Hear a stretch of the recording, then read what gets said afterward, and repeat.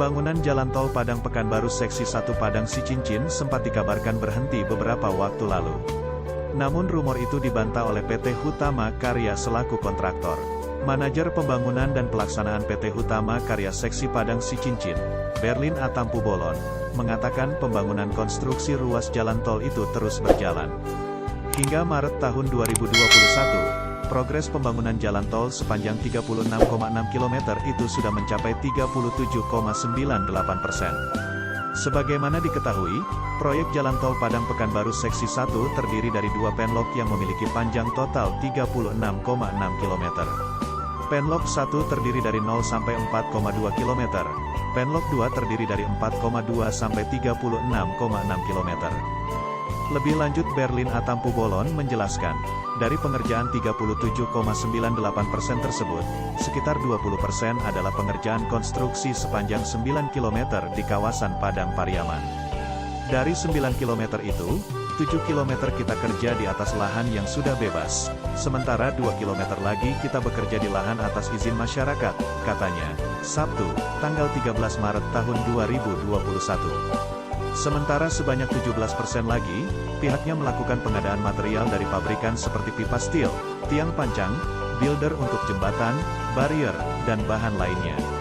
Material tersebut sudah memenuhi untuk sepanjang 30 km. Itu untuk seksi 1 yang memiliki panjang sekitar 36,6 km. Itu bagian dari Padang Pekanbaru, jadi itu progres kita untuk saat ini, katanya.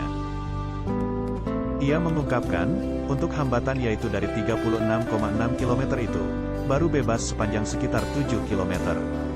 Bentuk lahan bebasnya juga masih putus-putus, sehingga tidak bisa bekerja terus-menerus.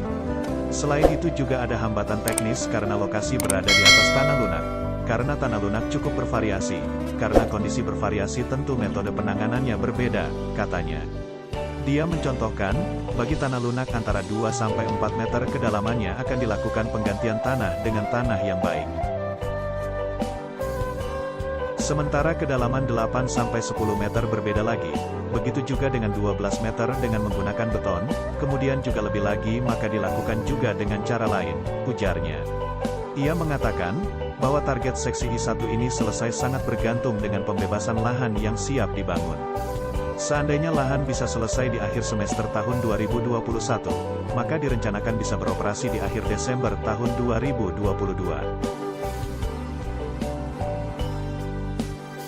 Terima kasih sudah menonton video ini, semoga tol Padang Sicincin bisa selesai sesuai target yang sudah ditentukan. Bagi Anda dan Dun Sanak Sadonyo yang belum subscribe silahkan subscribe dulu biar bisa mengikuti berita dan info-info terbaru lainnya seputar Ranang Inang Kampuang Tacinto. Terima kasih.